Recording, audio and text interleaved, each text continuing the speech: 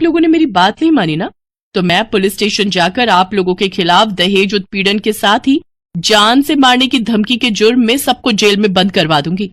इसलिए जो मैं कहती हूँ वैसा ही करो चुपचाप से। नहीं नहीं बहू, ऐसा कुछ मत करना, तुम जो कहोगी हम वो करेंगे।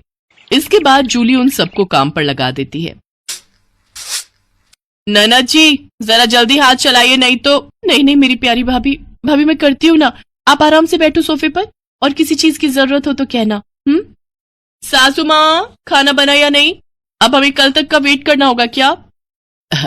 बस बहू रानी तैयार है। थक हार कर ननद सफाई करके वहीं फर्श पर ही लेट जाती है, जिसे देख जूली कहती है, अब यहां क्यों रायते की तरह फैल गई? जाओ उठो और मेरे कपड़े पड़े हैं, उन्हें धोकर आओ। तुम रहने तो ही ना देवरानी जी, कपड़े मैं धो देती हूँ। नहीं कोई जरूरत नहीं, मैंने कहा ना आज आपका छुट्टी का दिन है, आप कुछ नहीं करेंगी। उधर सास पसीने से तरबतर होकर रसोई से बाहर आती है और सबके लिए खाना लगाती है। उफ, ये कोई खाना है? इसकी तो शक्ल देखकर ही खाने का मन नहीं कर रहा। ले जाओ ये खाना, मुझे नहीं खाना, मैं अभी अपने लिए कुछ बाहर से ऑर्डर कर रही हूँ। लेकिन बहू मैंने इतनी मेहनत से बनाया है, पूरे 2 घंटे लगे हैं मुझे रसोई में खड़े हुए। तो मैं क्या करूं? आप ससुर जी ये खाना ले जाकर बाहर कुत्तों को डालाना, और आपको जो मैंने सब्जी लाने का काम दिया था क्या वो आपने कर दिया?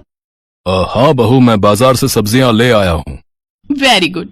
अच्छा लिसन, शाम को मैंने घर पर पाजामा पार्टी ऑर्गेनाइज की है, तो अब आप तीनों जाओ और जल्दी से जाकर शाम के खाने की तैयारी करो। इसके बाद वो तीनों किचन में जाते हैं। हिना रोते हुए अपनी माँ से कहती है, माँ ये नई भाभी हमारे साथ ऐसा क्यों कर रही है? बड़ी भाभी ने तो कभी हमारे साथ ऐसा नहीं किया।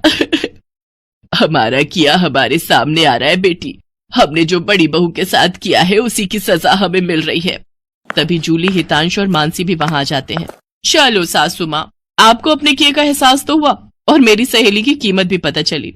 हाँ सासू माँ, मानसी मेरी सहेली है। क्या ये सच है बड़ी बहू? हाँ सासू माँ, ये मेरी बचपन की सहेली है और आगे की पढ़ाई के लिए विदेश चली गई थी। जब इंडिया आई तो ये हितांश से मिली और इन दोनों को प्यार हो गया। फिर जब हितांश ने मुझे इससे मिलवाया तो पता चला कि ये मेरी बचपन की दोस्त जूली है। सॉरी माँ जी, मैं आपके साथ ये सब करना तो नहीं चाहती थी, लेकिन आपने जो मेरी सहेली के साथ किया उसी का बदला लेने के लिए मैंने ये सब किया। बड़ी बहू हमें माफ कर दे, तेरी तकलीफ को हम समझ ही नहीं पाए। इसके बाद सबने मानसी से माफी मांगी। मानसी ने सबको माफ कर दिया और इस तरह नई बहू का ससुराल में पहले दिन का प्लान पूरा हो गया।